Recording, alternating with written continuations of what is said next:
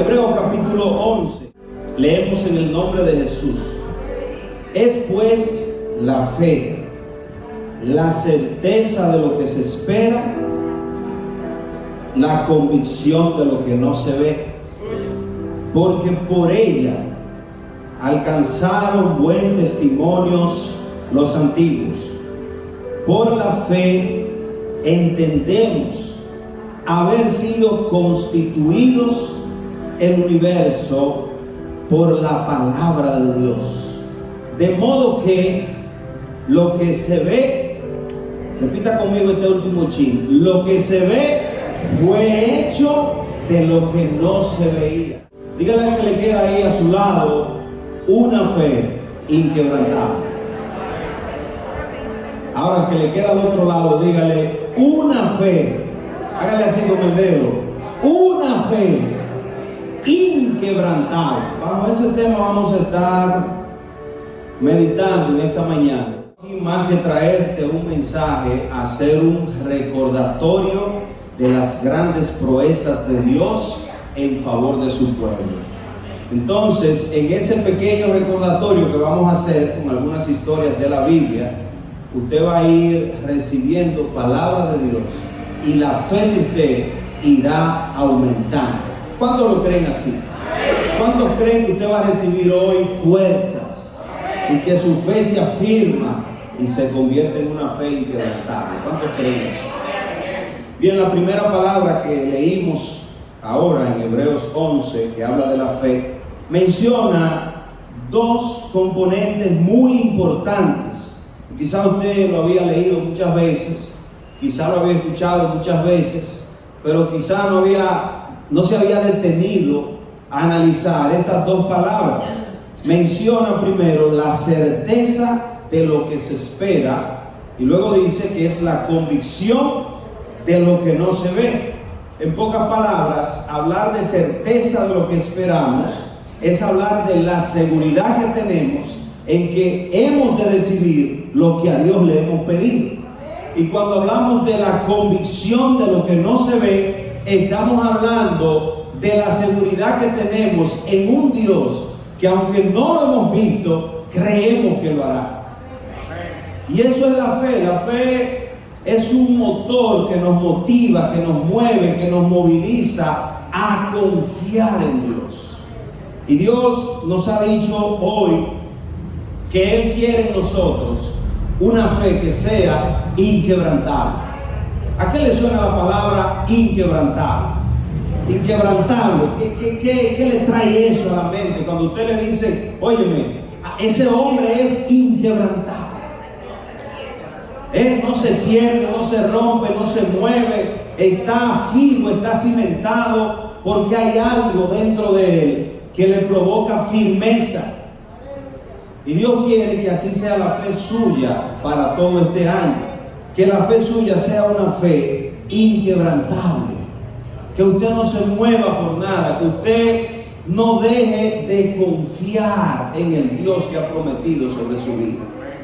Y vamos a recordar un caso muy importante de la palabra de Dios. Voy a ir leyendo y voy a ir hablando de cada caso. Usted puede quedarse ahí tranquilito e ir escuchando. Aquí va a estar proyectado. Dice que por fe Pedro caminó sobre las aguas. Caso número 1, por fe Pedro caminó sobre las aguas. Dice Mateo capítulo 14, del verso 26 al 28, y los discípulos, viéndole andar sobre el mar, se turbaron diciendo: un fantasma, y dieron voces de miedo. Pero enseguida Jesús les habló diciendo: tened ánimo, soy yo, no temáis. Entonces le respondió Pedro y dijo: Señor, si eres tú, manda a que yo vaya a ti sobre las aguas. Y él dijo: ven. Y descendiendo Pedro de la barca, andaba sobre las aguas para ir a Jesús. Vemos un primer milagro provocado por la fe de un hombre. Dice que Jesús venía caminando sobre las aguas. Previo a eso, Jesús estaba con los discípulos y Jesús le había dicho a los discípulos: avancen ustedes en la barca, que yo iré despidiendo a toda esta multitud. Y dice que en medio de eso se desata una pequeña tempestad donde las aguas comienzan a turbarse. Jesús ya había despedido a toda la multitud. De hecho, antes de ir al encuentro con los discípulos, Jesús había tenido un tiempo de oración al Padre. Y dice que en medio de esa tempestad que se había desatado, Jesús decide venir caminando sobre las aguas. Y aquí hay una palabra de Dios para tu vida. Aquí hay una palabra de Dios para tu situación. Y es que no importa cuán turbulencia sea la situación que tú puedas estar atravesando, el Señor Jesús tiene autoridad de caminar por encima de las aguas. El Señor Jesús tiene autoridad de caminar por encima de tu enfermedad, por encima de tu desasosiego, por encima de atribula. El Señor camina por encima de eso. Jesús venía muy calmado, caminando por encima de una tempestad, por encima de las aguas. Y los discípulos, al ver esta imagen que se acerca, usted tiene que imaginarse las cosas, porque hablar de que Jesús caminó por las aguas es algo que cualquiera lo menciona, pero cuando usted se traslada a la historia y usted se mete en la barca y usted ve que ahí viene una figura caminando por encima de las aguas, es algo asombroso. Cuando usted se mete en la barca, yo lo invito ahora que usted se meta en esa barca. Usted está ahí en la barca y usted ve esta imagen que viene caminando. ¿Qué es lo que usted va a pensar de primero? Lo que pensaron los discípulos: un fantasma. Un fantasma. Y gritaron: un fantasma. Y Jesús le dijo: tened ánimo, soy yo. Tened ánimo, soy yo. Aleluya. Y esta palabra activó algo en Pedro inmediatamente. Cuando él escuchó esa palabra, soy yo, Pedro dijo: Señor, si eres tú, ordena. Oiga esta palabra: ordena a que yo vaya a ti. Y el Señor le dijo: ven. Y Pedro dijo: yo voy. Y Pedro, yo creo que nadie más lo ha hecho, ni en los circos, ni magia, ni nada. Pedro fue el segundo hombre en la historia del mundo que caminó sobre las aguas. Eso lo hizo por fe a nuestro Señor. El segundo caso que tengo para usted en esta preciosa mañana es el caso de los 10 leprosos que fueron limpiados por fe. Pero aquí hubo un milagro que fue mayor que la limpieza de los 10. Y usted lo va a entender ahora. Lucas capítulo 17, 15 al 19. Dice: entonces uno de ellos, viendo que había sido sanado, volvió glorificando a Dios a gran voz y se postró rostro en tierra a sus pies, dándole gracias. Y este era samaritano. Y entonces el verso 19, Jesús le dice: levántate y vete, tu fe te ha salvado. En esta historia, 10 hombres que tenían un padecimiento de salud, que creo que era uno de los peores de ese tiempo, la lepra. La lepra era una enfermedad que era considerada primero como una maldición. Era una enfermedad muy contagiosa. Era una enfermedad que se podía pegar fácilmente. De hecho, el que tenía lepra era apartado a los montes. Ni aún su familia quería que se le acercase. Si una persona leprosa se acercaba a los que estaban sanos, lo apedreaban, porque nadie quería tener esa enfermedad. Y dice que había 10 hombres en esta condición y que Jesús iba cruzando por donde ellos estaban. Y dice la palabra que ellos dieron voces a Jesús, diciéndole que les sanara, que tuviera misericordia de ellos. En medio de eso, Jesús escucha las voces y simplemente con su palabra le dice: vayan y preséntense donde el sumo sacerdote. Dice la palabra que inmediatamente ellos van caminando hacia el sumo sacerdote, la lepra desaparece de su piel. Pero dice aquí que de esos 10, 9 muy alegres siguieron caminando, dieron, ¿verdad? Ese gozo tenían porque habían sido sanados. Pero hubo uno, dice la palabra de Dios, que se devolvió, que se postró delante del Señor, que lo adoró, que reconoció que Él había hecho un milagro en su vida. Y a este Jesús le dijo: tu fe te ha salvado. Y el milagro verdadero de esta historia fue ese. No es que los otros no fueron milagros, sí, los otros fueron sanos. Pero ¿quién recibió más? ¿Los 9 o el que reconoció? Los 9 fueron sanos, pero no está registrado que fueran sanos. Más el que se devolvió dice que el Señor le otorgó su gracia. Y eso fue por la fe que este hombre tuvo. Primero tuvo la fe para llamar a Jesús, y luego tuvo esa convicción de ir a su presencia y reconocer que Jesús lo había hecho. Y ese recibió la salvación.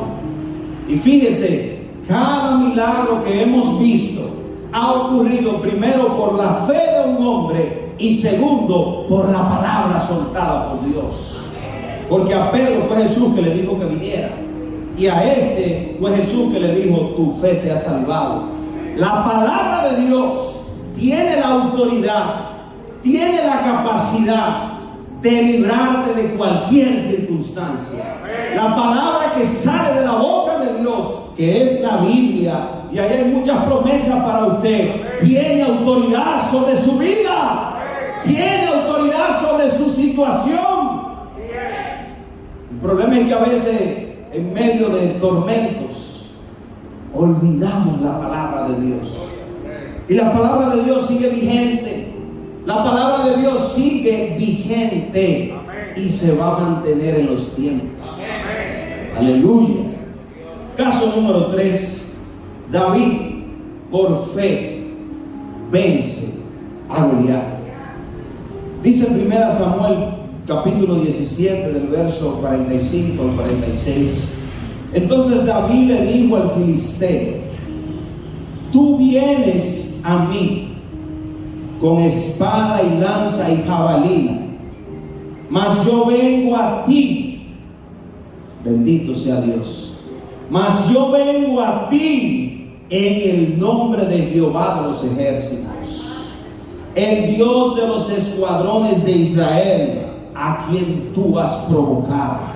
Jehová te entregará hoy en mi mano, y yo te venceré, y te cortaré la cabeza, y daré hoy a los cuerpos de los filisteos, a las aves del cielo y a las bestias de la tierra, y toda la tierra sabrá que hay Dios en Israel.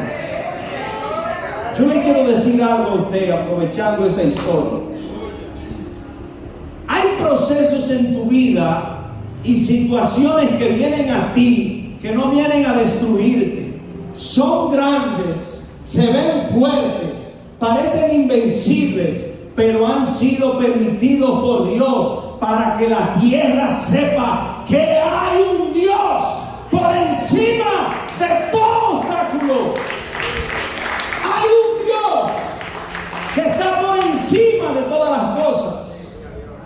Y a veces nos acobardamos, a veces damos un paso atrás, a veces creemos que el final ha llegado porque hemos visto algo grande al frente, pero Dios ha permitido que eso llegue a ti para Él dar a conocer su nombre. Dios permite que las cosas lleguen para que su nombre sea conocido.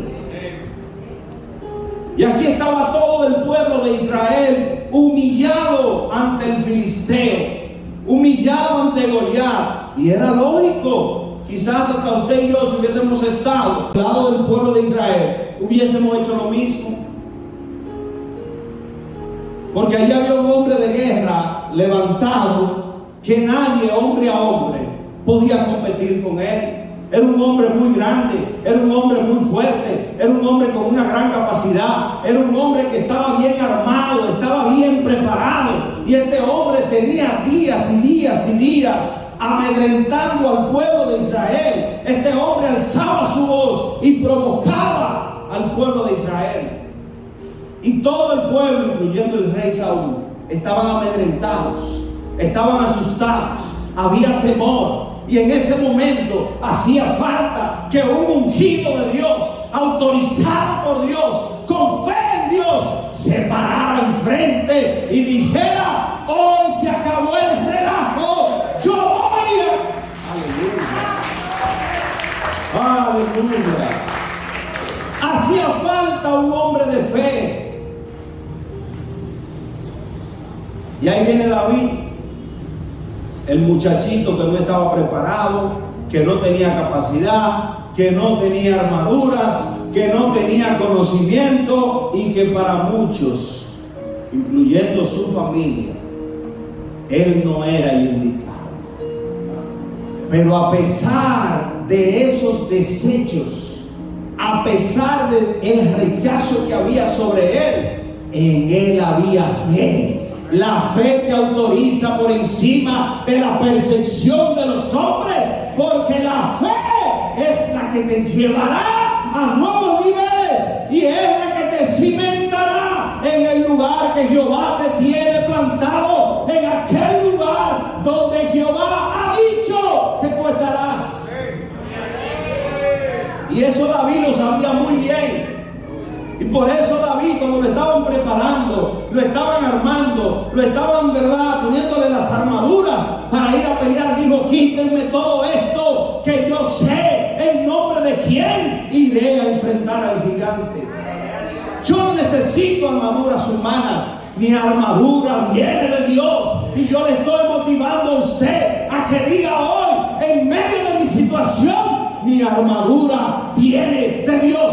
Mi armadura viene de Dios. La armadura suya viene de Dios. Y eso David lo sabía. Por eso cuando aquel filisteo se estaba acercando con toda su armadura, con todo lo que tenía, David declaró una palabra.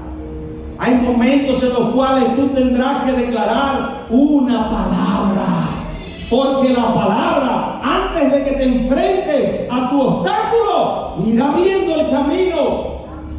Y David le dijo: tú vienes a mí con espada, con lanza, con jabalina, mas yo vengo a ti en el nombre de Jehová. Oh, si se lo va a dar, déselo fuerte a Dios. Si se lo va a dar, déselo fuerte a Dios.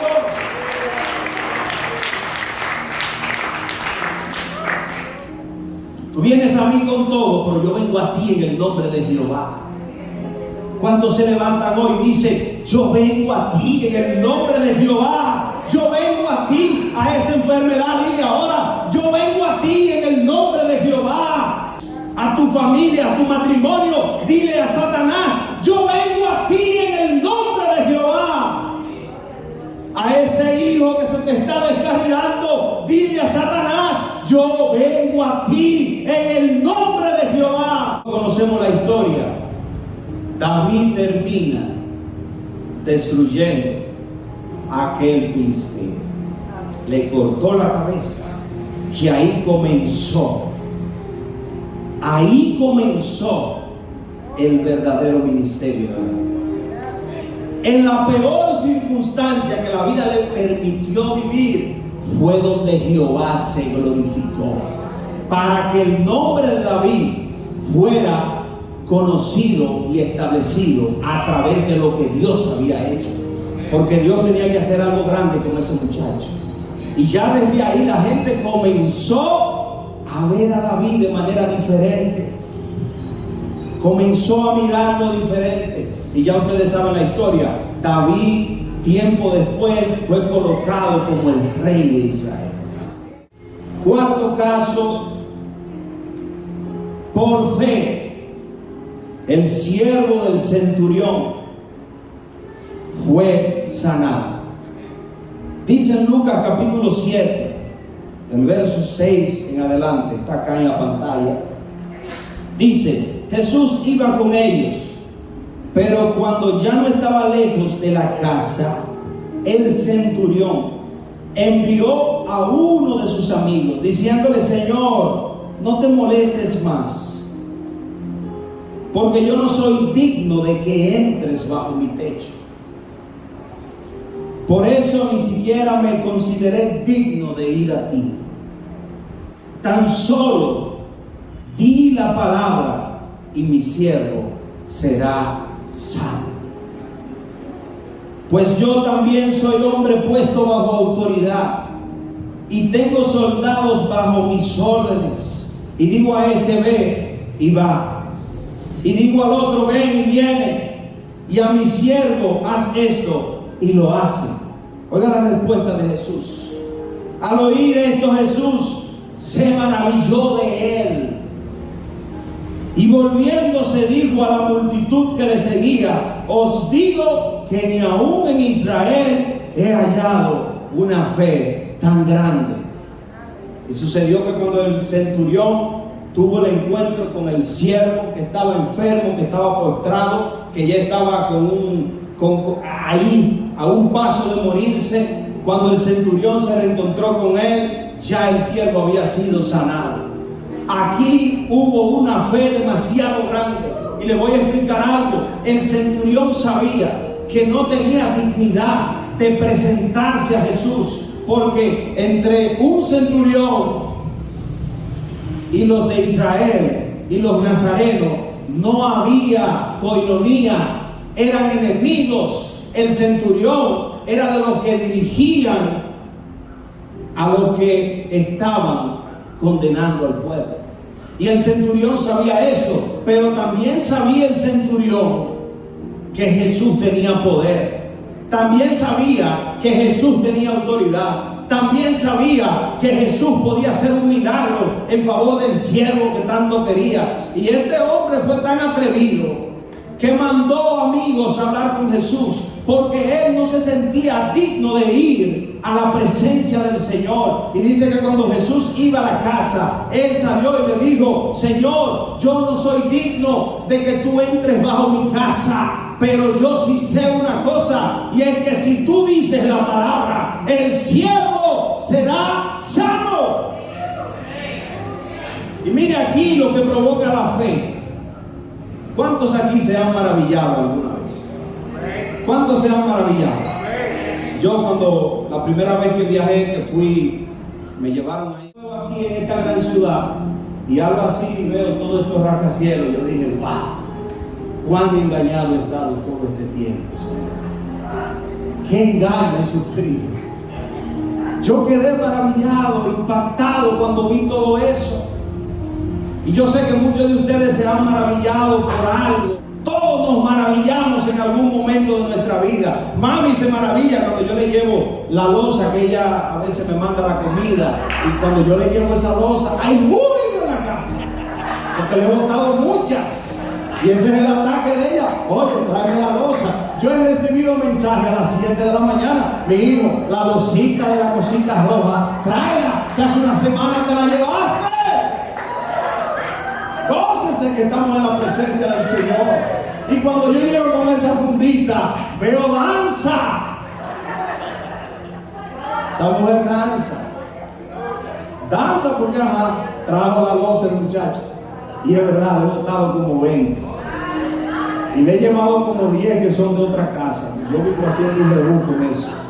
Cuando usted me vaya a dar algo, démelo en algo desechable. Para que la cosa fluya, porque yo no tengo control de eso. Yo le he llevado cosas a mami de Sonia de tía Dilenia, y así sucesivamente. Entonces, esa maravilla de la cual te hablo fue provocada en Jesús por un acto de fe de un hombre que, aunque no podía presentarse a Jesús, entendió que Jesús era la solución de su problema. Y este hombre fue a la presencia del Señor y le dijo: ayúdame. Y Jesús: yo no he visto tanta fe ni aún en Israel. Tu Tu fe maravilla la presencia del Señor. Tu fe provoca que el Dios Todopoderoso se maraville y actúe en tu favor. Es tu fe la que maravilla eso.